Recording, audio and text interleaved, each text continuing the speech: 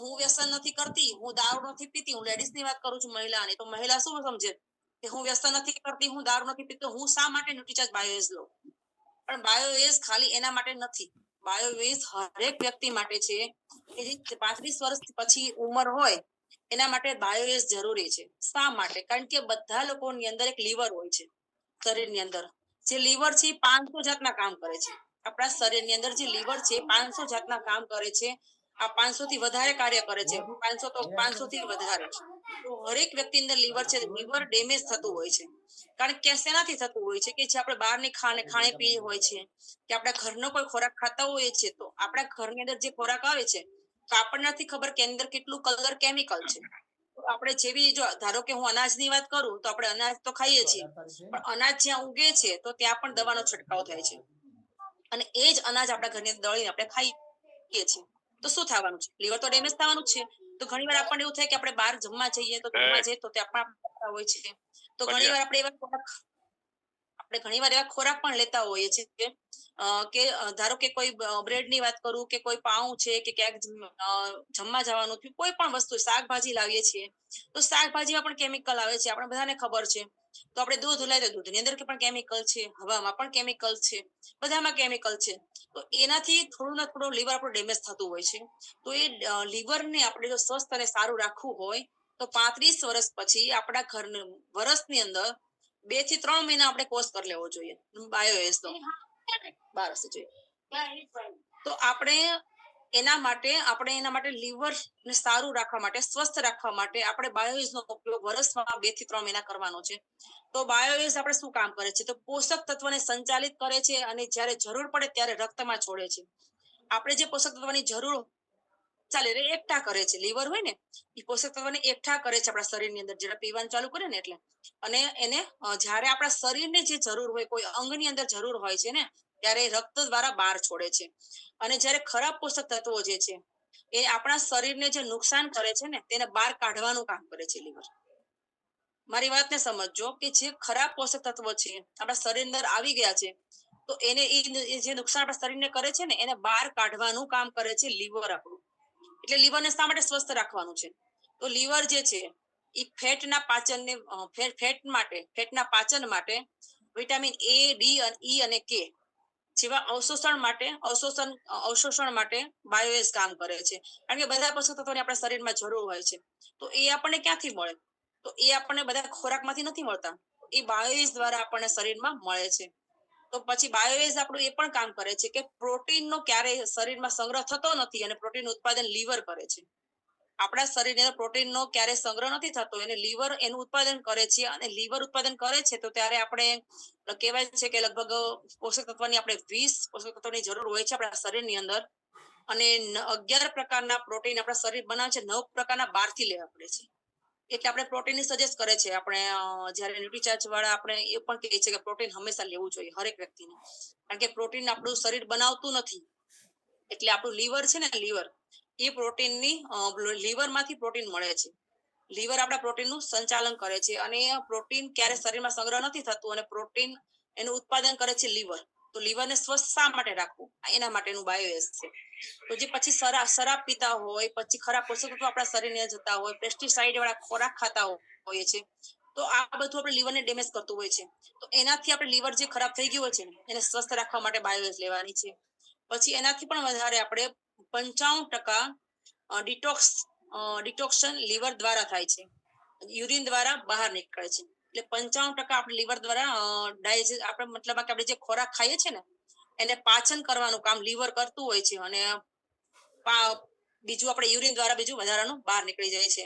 તો એ લીવરને એટલા માટે સ્વસ્થ રાખવાનું છે કે આપણું લીવર 500 થી વધારે કાર્ય કરે છે, કે આપણા શરીરના તમામ કાર્ય લીવર કરતું હોય છે. તો પછી જે લીવરની વાત કરું બીજું, તો તંદુરસ્ત રહેવું હોય ને તો એમાં પણ લીવરની જરૂર લીવર જોઈએ. તો લીવર હોય તો તંદુરસ્ત, તો આપણે તંદુરસ્ત રહીએ. લીવર જો ખરાબ થઈ ગયું તો આપણે ગેસ, એસિડિટી, કબજિયાત, આ બધા ડાયાબિટીસ, બીપી, આ બધા પ્રોબ્લેમો આવે છે, બીજા બધા રોગો આવે છે આપણા શરીરની અંદર.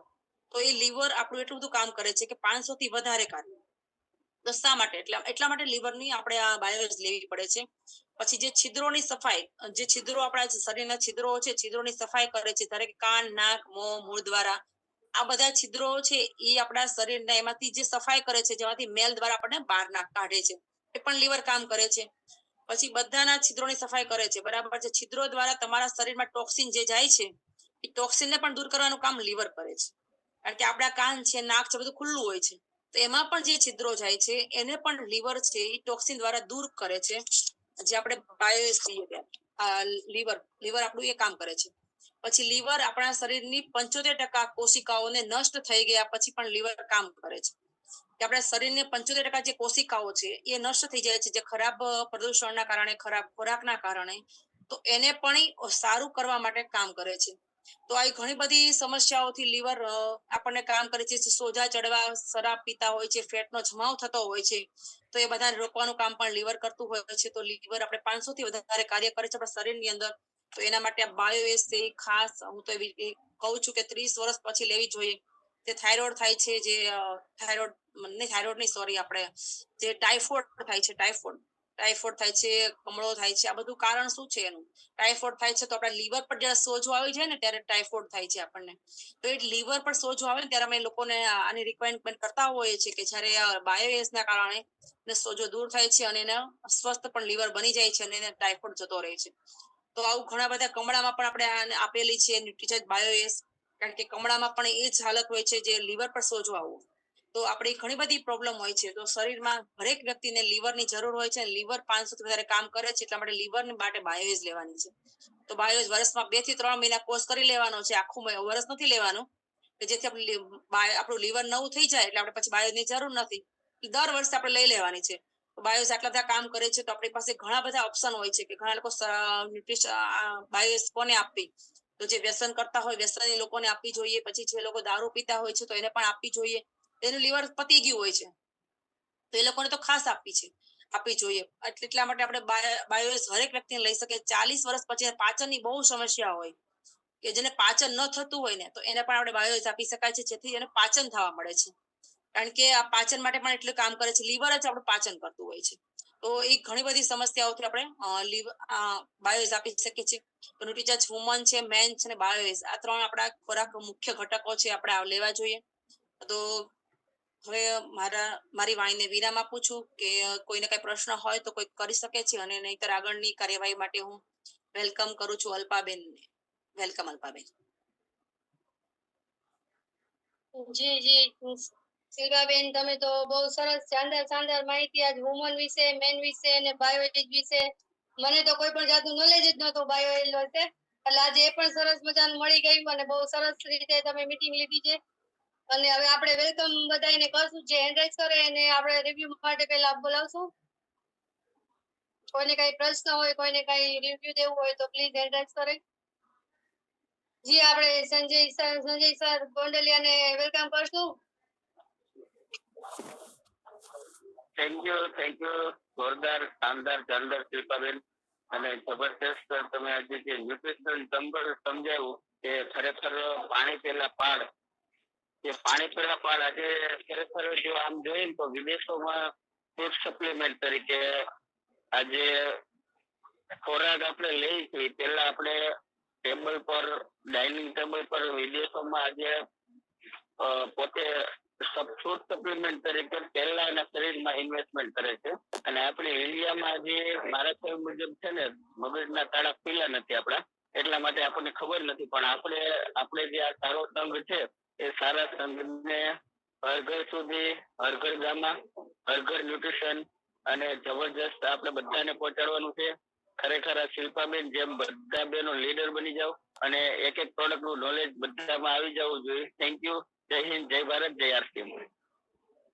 જી સંજય સર પણ સરસ વાત કરી. અને હવે આપણે આગળ બોલાવશું હિંમત સર ને. વેલકમ હિંમત સર. જય આરસીએમ. બહુ સરસ વાત કરી શિલ્પાબેને. ન્યુટ્રીચાર્જ બાયોએજ તો એક કહેવાય ને કે મુખ્ય આપણું સપ્લિમેન્ટ છે કે આપણા શરીરનું જે મુખ્ય અંગ લીવરને ચાર્જ કરવાનું કામ કરે છે.